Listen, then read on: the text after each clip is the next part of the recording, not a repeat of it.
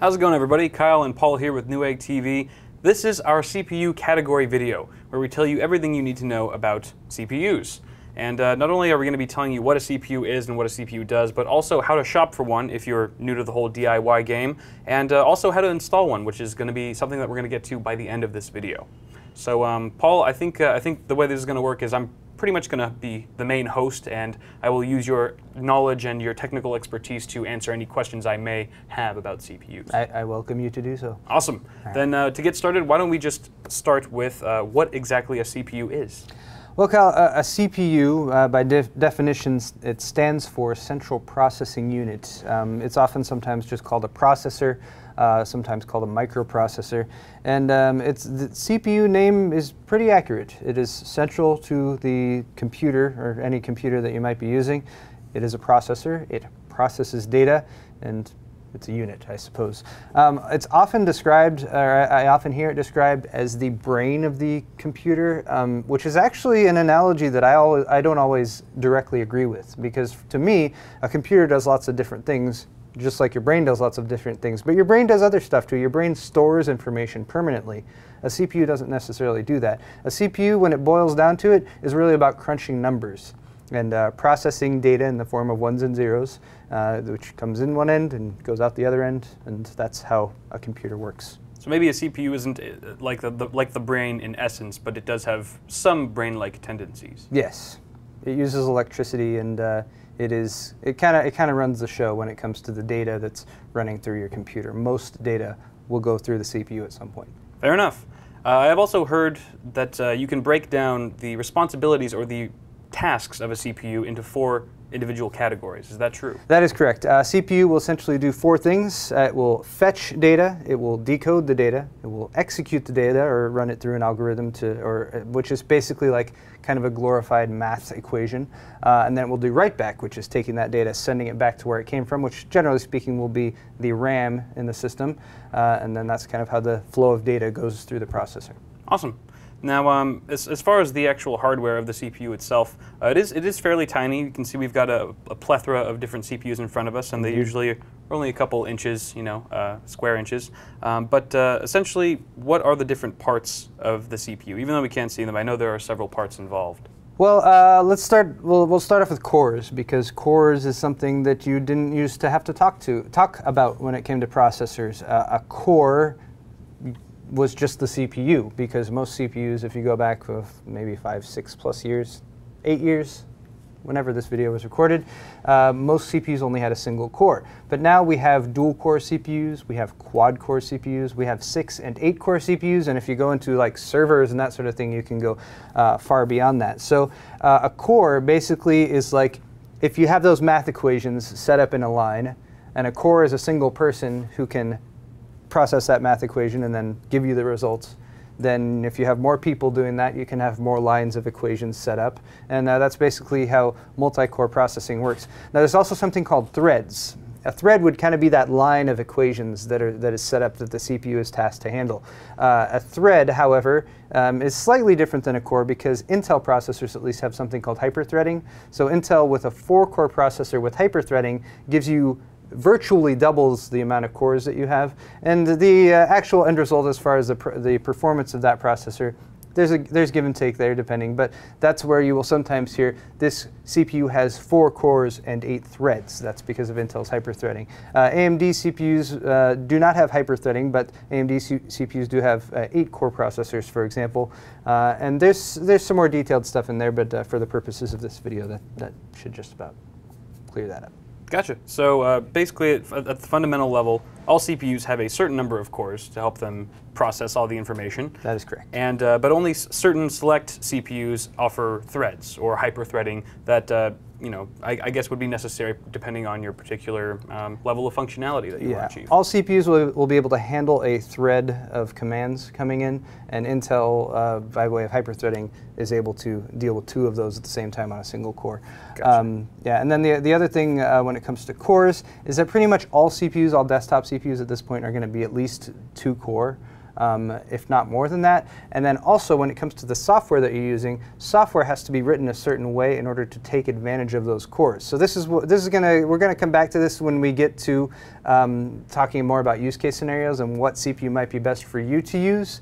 But it is important to keep in mind that whatever software you're using should have a very heavy impact on dictating what type of CPU you get. If you know that if you're building a gaming PC, for example, most games are only going to be able to use 2 cores. Fewer of them are able to handle multiple cores, multiple threads. So there, for example, might not be as good of a time to buy, for instance, a 6-core Intel Extreme Edition processor. Gotcha. So even though processors are very important, hardware is only half the battle. It also has a lot to do with the software and the development that goes into it and how it works in tandem with that hardware. Yes, that is correct. Awesome. All right, well, moving on. I guess, should I say, all right, we've talked a little bit about cores now. Now, are all cores created equal, or do they have different speeds or levels that they can achieve? Well, different cores are going to run at different speeds. Different CPUs are going to run at different speeds, and that's one of the first specs that you'll often see when it comes to a CPU.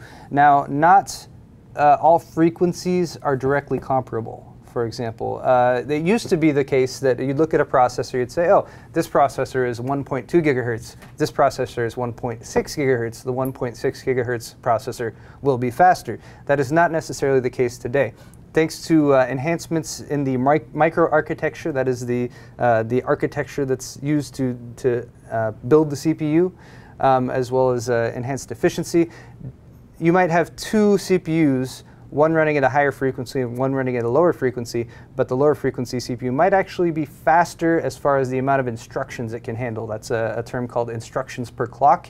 And often if you look at the IPC, or instructions per clock, from one CPU to another, you'll find that frequency is not always the end game. So that's something to bear in mind. And if you're confused about this, this is a really good time to check reviews online, because reviews online, they'll run benchmarks on the CPUs. It's a very good idea to find a review that runs the same software that you might be thinking about using, and just seeing which processor handles that better. Gotcha. Now, I guess for those of us who don't know too much about it, is the frequency of a particular core locked in, or can you change that at all? I've heard some talks about this thing called overclocking, and I'm a bit unfamiliar with how exactly that works. Yes, overclocking is very important, and actually, a lot of CPUs overclock themselves right out of the box without you doing anything. Now, there's different ways to think about this. First off, if you have a car, for example, and you want good gas mileage, and you're sitting there idling the car, and you just slam on the gas, and you rev up the engine to really high RPMs, but you're not going anywhere, you're just wasting gas. CPUs, in kind of the same way, will actually underclock themselves and run at a lower frequency when they're idle, when you're not doing anything with your computer. They'll often have a nominal frequency, or kind of a base clock frequency, and then often the processors will have something called a turbo frequency. So when you actually start doing something with your processor and giving it something to work on, it will overclock itself. So often you'll see this CPU can do 3.5 gigahertz, and it has a 3.9 gigahertz turbo frequency. So that's something to bear in mind if you're looking for speeds. But as you mentioned, getting back to your question, overclocking is something that a lot of enthusiasts are interested in. Now, this is not something that we're going to go into depth into for our video, but it is something to keep in mind when you're shopping for a processor. AMD, for example, likes to give you a lot of unlocked processors that you can overclock yourself. Intel will define their overclockable processors with a K at the end of it. So for example, I think over here we have a 3570K processor. The K at the end of that means the multiplier is unlocked. You can go and adjust that and overclock it yourself. So if you're interested in overclocking, which is awesome, then definitely always buy a processor that is unlocked, or that is capable of overclocking. Gotcha, and I'm sure we will probably do a video in the future sometime that goes more into detail about overclocking, because there are certain risks involved as well, and since you are doing everything manually, you're a bit more accountable for things that could go wrong. Definitely. So don't just overclock something without doing much research. You should always research beforehand. Just a disclaimer. Which you're kind of doing right now by watching this video. That is true. Good start. All right, so moving on, let's talk about a little bit about cache, because I know cache is involved in a lot of different things. We see the word when we're web browsing or in a hard drive. How does it apply to a CPU? For me, cache isn't always the go-to thing that I look at, but it is something that you can often see when you're comparing CPUs. Some will have more of a cache than others. Basically, if you are familiar with what memory does in a computer, memory is there to be very, very fast data storage that it can access very quickly. The cache, which is on the CPU itself, is like memory in turbo mode. It is a very small amount of very, very, very fast memory that's embedded in the CPU, and it's basically there for temporary storage that the CPU can access it very quickly. Gotcha. Now, why don't we move on to the memory controller of a CPU and exactly how that affects performance? Yes, memory controller is important for a few different reasons. Memory controllers didn't used to be on the CPU itself. The memory controller used to be separate on a different chip that would be on your motherboard. CPUs now, the modern CPUs at least, have the memory controller integrated into them. And it's important to look at, first off, to make sure that the memory you're buying is compatible. But then it's also something, if you're going into overclocking, researching a CPU's memory controller can be a great way to determine if you'll be able to get faster memory. Now, the usability of faster memory might be subject to, some use cases are going to find it more useful than others. But definitely all modern CPUs, all the ones that you see here on the table, are going to use DDR3 memory. And the memory controller is, of course, what interfaces between the system memory that you purchase separate from the CPU and the CPU itself.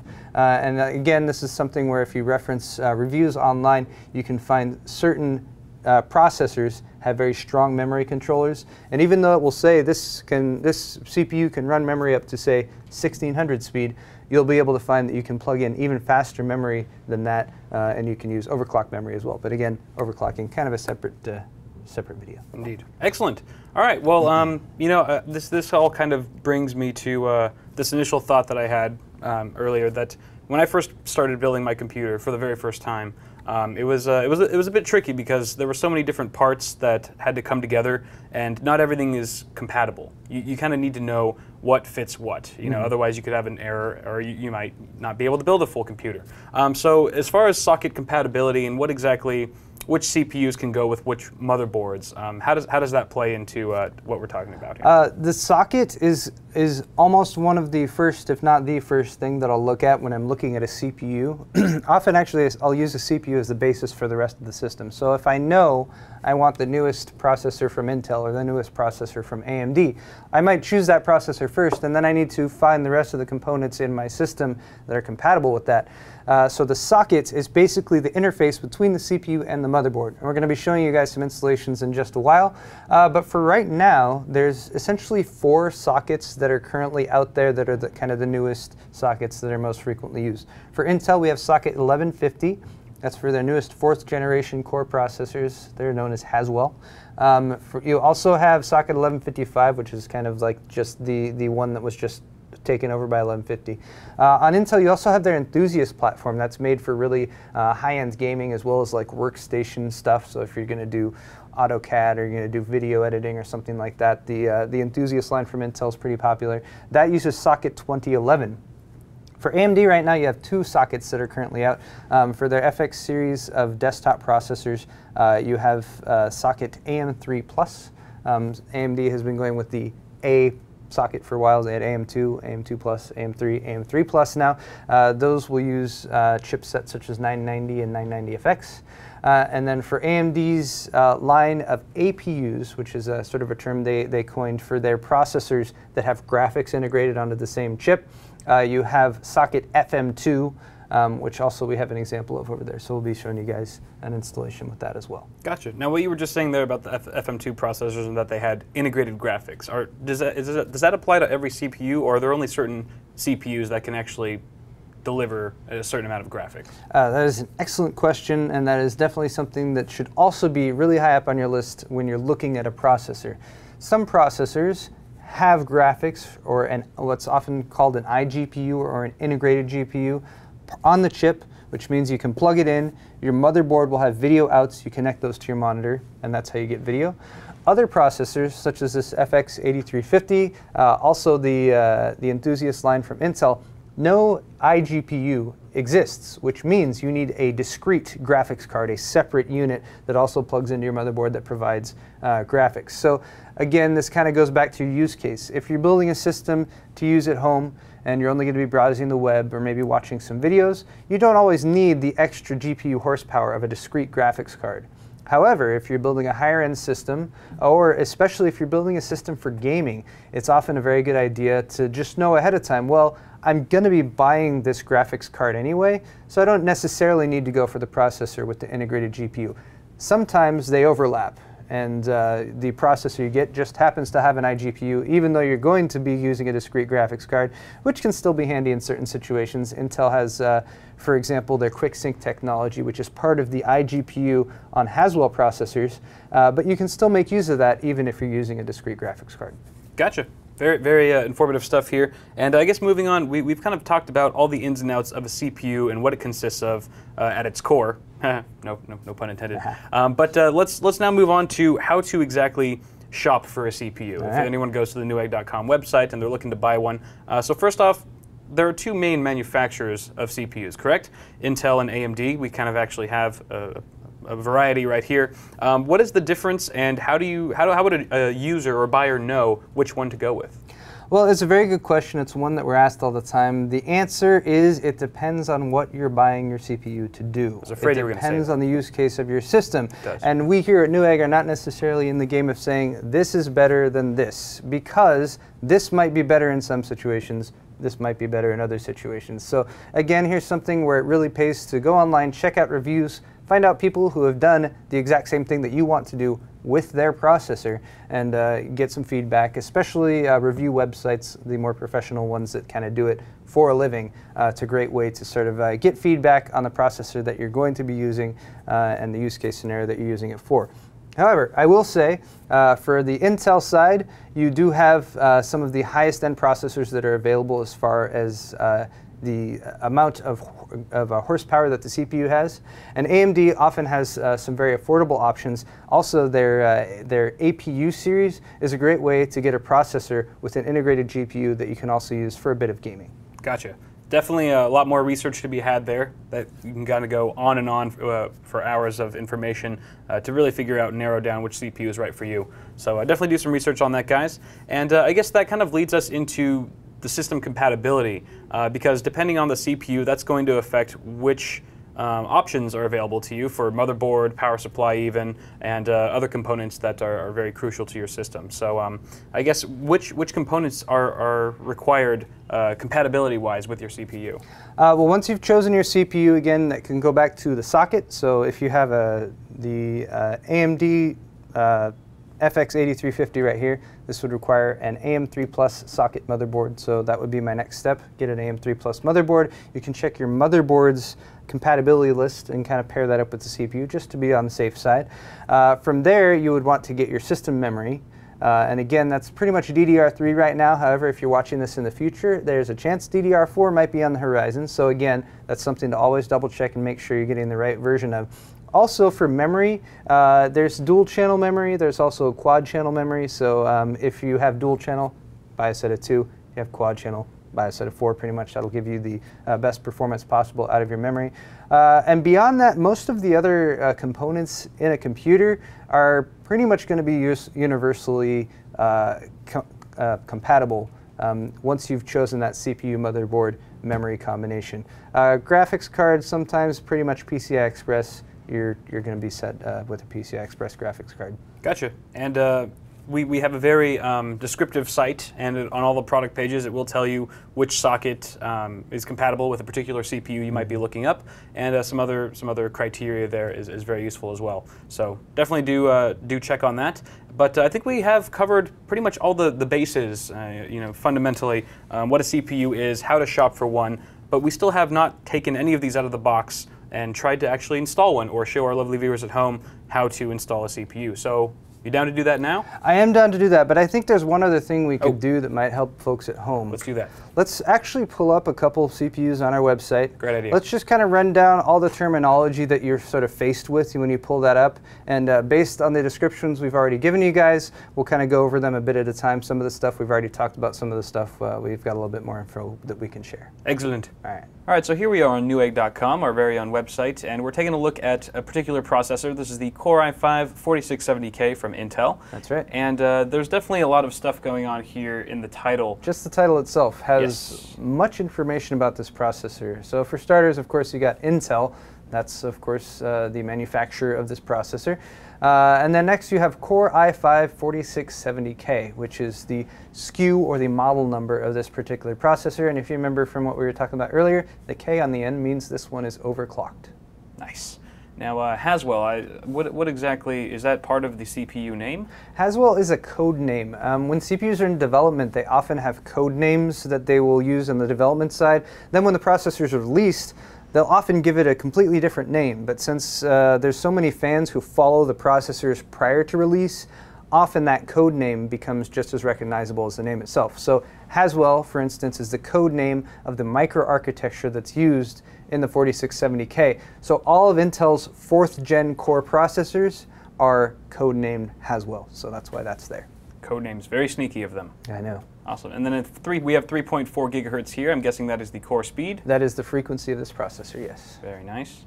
And then LGA. I've seen that acronym tossed around. Yes, LGA 1150 is the next bit of information there, and that's just the socket. So LGA actually stands for Land Grid Array, and that's how Intel's identified all of their processors. We'll show you basically the differences on Intel processors. The pins that make contact are on the motherboard.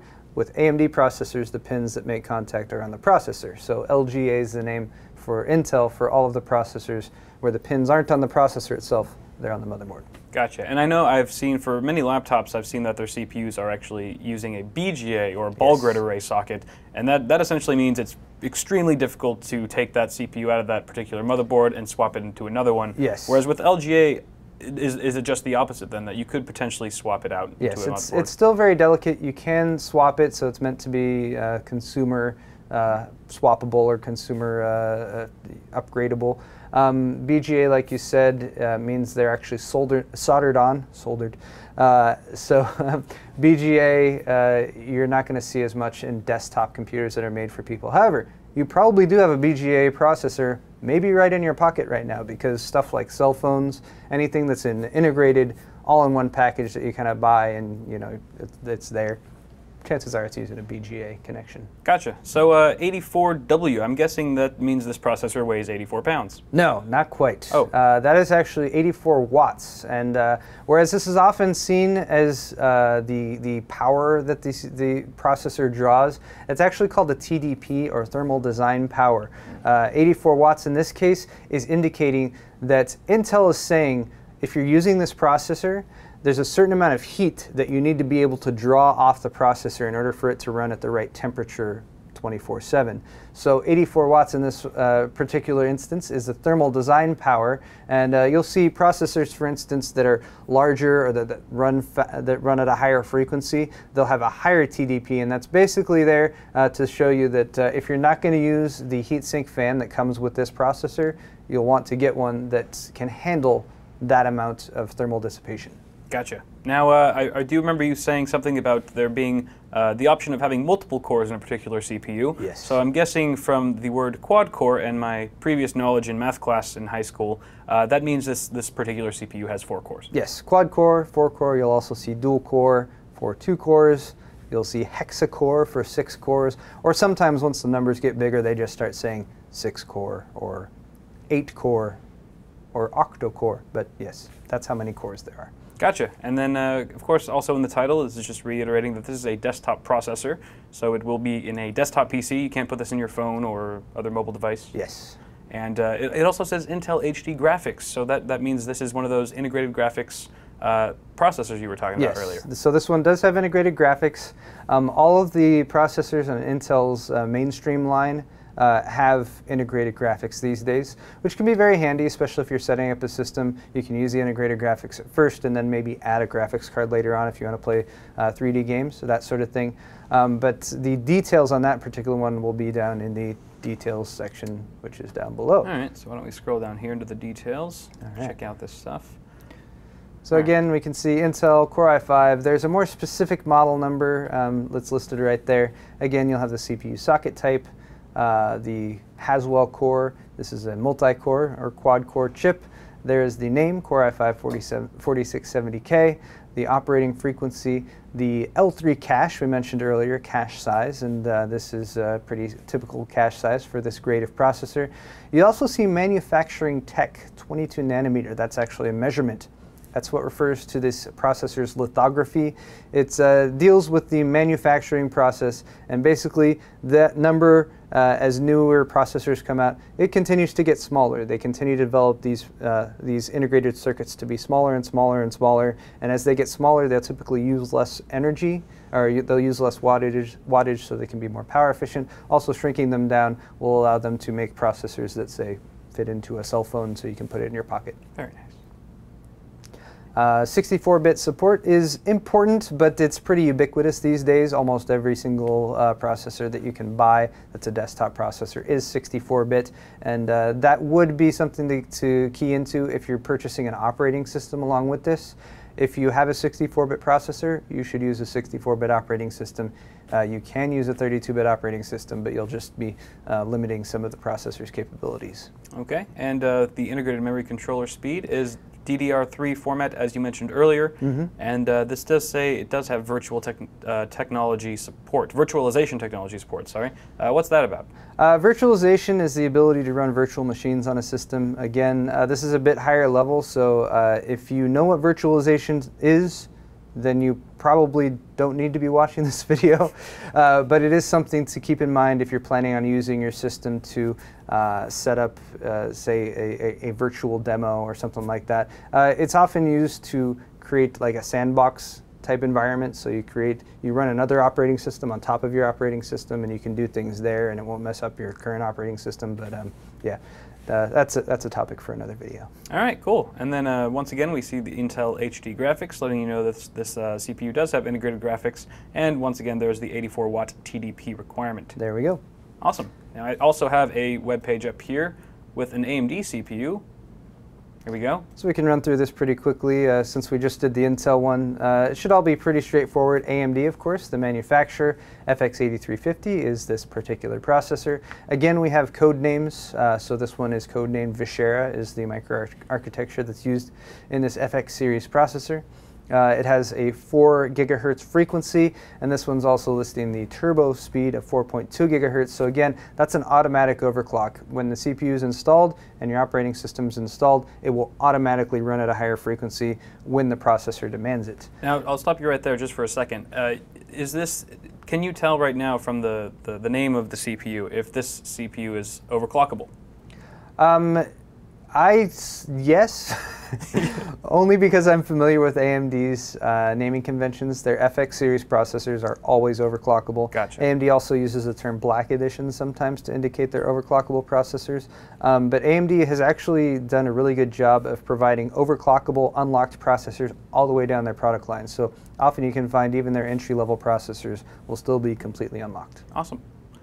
Then we've also got socket AM3 Plus, which is an AMD exclusive socket format, and we also have 125-watt TDP, and that basically just means it needs more cooling capacity, correct? Essentially, yes. 125 watts. Since this is an 8-core processor, again, these types of processors will ship with the heatsink fan in the box, and that heatsink fan will always be sufficient for this type of processor. However, adding an aftermarket one, particularly if you're overclocking, is often a good idea if you want a computer that will run quieter, and then will also provide you more overclocking headroom. Awesome. I'm sure we'll have some videos on CPU coolers as well. We will. Awesome. All right, so desktop processor, and there's the long and scary model number, if you want to be exact.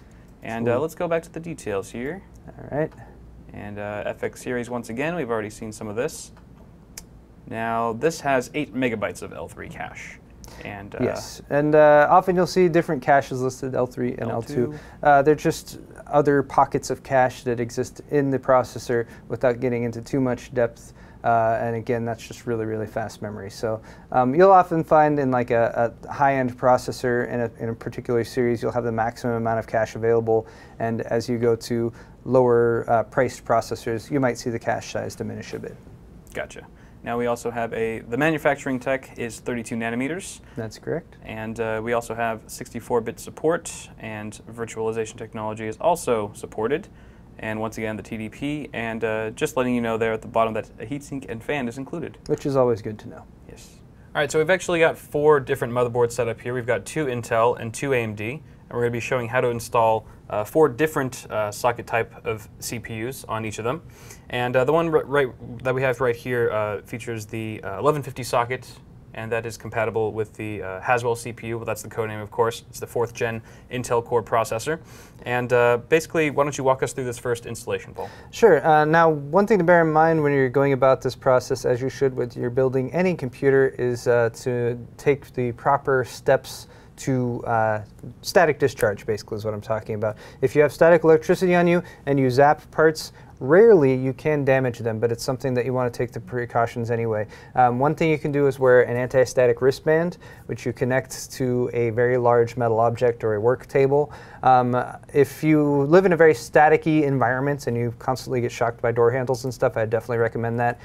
Here in our office, we don't deal with it too much, so Kyle and I have both taken the precaution of touching a computer case just moments ago, which the power supply, which was plugged into the wall and grounded. Power supply not on, so that's another way that you can go about that. But once you've done that, pretty much you've got your CPU here, and you've got the socket on the motherboard, which is right there. So again, we're going to start out with the LGA 1150 here, and on this one, the motherboard side here is very, very delicate, so that's one thing to keep in mind. CPU also, one thing you want to never ever do, or at least try your very, very best not to, is touch the gold contacts on the bottom of the CPU. That's a no-no. But beyond that, once you've done the proper static discharge, your next step is going to be to prepare the socket on the motherboard itself. For this one, it's not too difficult. We've got an MSI mPower Max Z87 socket 1150 motherboard right here. The socket is protected right now with a plastic cover. If you remove this cover, put it in your motherboard box and save it. Don't throw this away. It will be important in the future if you ever need to remove your CPU. Now, I'm going to remove this first. There's another way you can do this where you lift the cover, put the CPU in, and drop the cover down on top, and it pops the cover off automatically. Just for the purposes of this demonstration, I'm not going to do that. I'm going to pop the cover off first. Again, here's the most delicate part of the motherboard. All those little pins in there, there's 1,150 of them, and if any of them are bent out of place, then your CPU isn't going to work properly. But again, by doing this and taking the proper precautions, you can definitely help to prevent that. Now, on this particular version, there's only one retention arm that's on the side right here. You simply push down on that and out, and it will lift up, and you'll see the socket cover pressure plate start to lift up a little bit. By pushing that all the way back, you'll release it, and it'll actually lift up that plate itself. I'm just going to lean that back out of the way for now. And then next up, we're going to have something that's very fortunately universal on CPUs, both AMD and Intel, and that is the orientation of the CPU in the socket. So here's our Core i7-4770K, and you'll notice on one corner there is a gold triangle. That is the same for Intel and AMD. The gold triangle will tell you where that corner goes. Now, on the socket cover here, there was actually a triangle as well, right down there in that corner. And then on the CPU pressure plate right here, which I've just lifted up, there's also a triangle. Sorry, let me lift this up for you guys so you can get a better look at that. Right on the corner. So you can match up those triangles, match up the corners that have the triangles. That's one way to do it. Another way to do it, with Intel at least, you'll notice there's a couple notches on either side towards the top of the CPU. And those you can just line up with the two notches that are in the socket here on either side. So that's another way you can do it. Now, these sockets have a little bit of a recess at either edge here, so I find that to be the best place to grip the sides of the CPU itself. You simply lower it straight down into the socket, drop it in place, and that's pretty much it. Now, you never, ever, ever want to push down on this. This pressure plate is going to do that job for you. So once the CPU is down in there, just lower that plate, lower the retention arm. Here you will need just a bit of pressure. Again, that's putting pressure from the CPU up against all those pins in the socket, and that's pretty much it. Your CPU is installed, and you're good to go. You can go on with the rest of your installation. Now, all CPUs are going to generate heat, and they're all going to need a heatsink fan as well. For this particular video, we're going to show you the installation of the heatsink fan that comes with it. Now, this is a component actually that people often set aside and go with an aftermarket cooler. That is an option, again, especially if you're overclocking. But these from Intel are set up in such a way that it's not too difficult to install. Now you notice there's arrows on these little plungers. That's actually for uninstallation, so bear that in mind. If you get these out and it's been used before, for example, turn it in the opposite direction of the arrow to sort of disengage that. This is just going to drop down into the motherboard, and the little plastic bit there at the bottom kind of plunges through. Plastic piece in the middle pushes through and just kind of separates those two side pieces, and that holds it in place. Now you will also want to plug in the heatsink fan, the fan part I should say. So you'll kind of want to reality check where the actual CPU fan header is on your motherboard. On this particular motherboard, it is located right here. It's labeled as CPU fan 1. Let me see if I can give you guys a better look at that. Yes, CPU fan 1 right there, a little 4-pin header. So just make sure that you're going to have enough cable length to handle that. Another thing to point out is that this has thermal paste, that gray stuff in the middle, that's pre-applied. So that's fortunate. It means you don't have to worry about that. If you're doing a reinstallation, for example, you'll need to add thermal paste or put thermal paste on the CPU itself. And it's also very helpful to clean this off using some rubbing alcohol is a good way to do that. But without any further preparation, I'm just going to go ahead and set this on. Now all I'm doing is setting it on directly right now in place, and I've lined up these 4 push pins. Again, I've made sure that I've got enough length here to plug in my CPU fan, although I don't need to do that right now. Also, the workspace I'm on is just a cardboard box that the motherboard shipped in, so that's a good workspace. Now, it's best to do this opposite corners first, and you can do them one at a time, but I find it's easy enough just to push down on both. So that was 1, 2 right there, and you'll hear a fairly satisfying little clicky noise when it actually engages. And then I'm going to do the opposite corners here, and that's installed. Another thing that's helpful to do after that's installed and your system is put together is to put a bit of stress on the system to actually maybe do a video render, or if you have a stress test, you can do that, although that's not quite as effective with Intel's newest processors. But that will help to soften and dissipate the thermal paste on there. It's called curing. And then you'll get some better temperatures on your CPU over time, or after you've done that at least. Gotcha. So there's a quick demonstration of Intel CPU installation for socket 1150. I wanted to plug the fan in. Oh yes, just to plug it in. Kyle's going to plug the fan in. And you'll see it's almost, I wouldn't say it's keyed, but you'll see that there's 2 little plastic risers right there, and it's going to go pretty much right around that plastic part sticking up. So those 4 pins are going to go right in there. There's a little plastic notch that lines up with those 2 little plastic nubs on the plug part. Get it right there. And it's in. That's plugged in. All right. So there's a quick demo of Intel's mainstream board. Now next up we have an AMD board. This is an Asus Sabretooth 990FX. So this is made for AMD's FX series of processors. Again, socket AM3 Plus, and the 990FX refers to the chipset that they're using right there. Now this particular processor is going to ship in this little protective case, and this one also comes with a heatsink fan, so we'll do a quick demo of that. But this is an AMD processor, which means that rather than having the delicate pins on the motherboard, we have delicate pins, actually slightly less delicate in my experience, that are on the processor itself. Again, this is an area where you should use extreme caution. Bending these little pins can keep your processor from working. So making sure they're lined up in the socket, again, is very necessary. Now again, we have the same system for recognizing the proper orientation. Again, it is a gold triangle, which is currently down on that corner of the processor right there. So again, we can match up that gold triangle with a small triangle that's on the socket itself. Let me see if I can lean this up for you guys so you can see the gold triangle, which is sort of embedded right there in this corner of that CPU socket. You can also sort of check the blacked out keyed points for the CPU pins right there, but with these it's generally just best to reference that gold triangle. You also have a single retention arm in this one that opens up the socket, and I will be lowering that in just a moment once I get the CPU installed.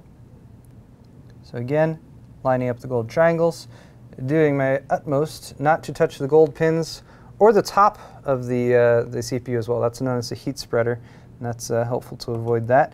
Now this socket is known as a ZIF socket, or zero insertion force. So you'll notice as soon as I set that down, it just dropped down into the socket. If you set it down and it does not do that, never ever push down on it. You're not going to get yourself anywhere. You can give it a bit of a jiggle. That can work sometimes, but it's generally best just to lift it back out, make sure you've oriented that correctly, and then go back at it again. And then from there, we simply lower this arm. That will kind of lock those pins in place, and then the CPU is installed. And then for AMD processors, again, we've got a heatsink fan that came along with this one. The installation here is slightly different. You have 2 connection points. You do have the thermal paste pre-applied, but for this one, I'm going to be careful because I'm angling this, but I don't actually want to put pressure disproportionately on one side of the CPU than the other. So for this, I'm just going to lower that one side of the bracket down to get it hooked around. Then I'm going to set the heatsink kind of flat down on the CPU. And then on the other side, let me see if I can spin this to give you guys a look at that. On the other side, we actually have the retention arm. So this will lock it in place. But all I'm going to do is put a bit of pressure down on this to get it hooked around that second little plastic prong, which I just did. And then we turn that around, and this will take a bit of pressure there to lock it in place. That puts the pressure again against the CPU so that you get good heat transfer from the CPU up into the heatsink, and then that's dispersed by the fan. Again here, the CPU fan, unless Kyle, did you want to do this? You can do it. You're closer. Okay, yeah, I'm closer in this case. So you'll notice that once that's installed, it's actually sturdy enough to lift up the entire motherboard by. However, again, you should always be careful when you're doing that sort of thing. So never go flinging it around or anything like that. And there, that's plugged in. And now my heatsink fan is installed. So there is a socket AM3 Plus installation, and that's an AMD FX series processor. This was the 8350. All right, we've got 2 more to show you guys. Woo. Since there's kind of 2 more sockets that are out there right now. This is a socket FM2. This one's for AMD's APUs. So this one happens to be the AMD A10 6800K. And this one is really, really similar to the socket 9391 I just did, so I'm going to rush through this fairly quickly. But again, the CPU, which you'll notice looks very, very similar. It's a little bit smaller than the 8350. But again, you got a gold. Again, you got a gold triangle there down in the corner. We have a single retention arm on the socket itself down here, which I can lift up. We've got a triangle on the corner of the socket right down there. Lining those up. Oops, wait, I'm not holding this correctly. Line those up, drop this down into the socket. Again, 0 insertion force required. Drop that down. And then the mounting solution for the heatsink fan is exactly the same as socket 939. So we'll leave that one at that. There's a quick installation for socket FM2. Again, really, really similar to the AM3 Plus. Lastly, we have an LGA 2011 motherboard right here. So this is Intel's Enthusiast motherboard. Now, this one you might notice a few different things about. One is that the socket itself is fairly huge. It's also quad channel memory, so you've got 8 DIMM slots, 4 on either side. And then you've also got 2 retention arms on this one. The other thing about this is that it's got a universal mounting plate here. And the CPU itself ships in this relatively tiny little box. It's only the CPU comes in this box, no heatsink fan. So you'll need to purchase an aftermarket heatsink fan, and that will have instructions for how to install it. However, with the universal mounting plate, most of them are fairly easy. That is the topic for another video, but for this one, we're at least going to show you installation for socket 2011. So here goes. Again, we have a universal corner triangle. Actually, let me show you guys that before I get too far into this. Corner triangle, which is right down there. Can you see it? Yes, little triangle right there at the corner, just kind of embedded. There's also a little triangle on the corner of the LGA socket cover. Again, always keep these socket covers because they're really helpful for keeping your motherboard from being damaged if you ever need to ship it. Now in this case, I could pop this cover off first, but I find it to be a little bit easier to go ahead and release these retention arms first. There's one with a U shape on the side, so I'm going to pop that one up first. That will lift. And then on the opposite side, we've got one with kind of a more of like a V on it, I suppose. So we'll lift that one up second. And that will kind of release both sides of this. Now, from there, you can kind of push down on this one, and it'll start to lift up the cover for you. And that's what I usually do there. Now, a little trick you can do is actually locking that U-shaped one back in place, and that will kind of hold this top piece rigid, which I find to be very helpful since this is a very sizable processor. And again, all those delicate pins down there in the LGA socket you want to be careful with.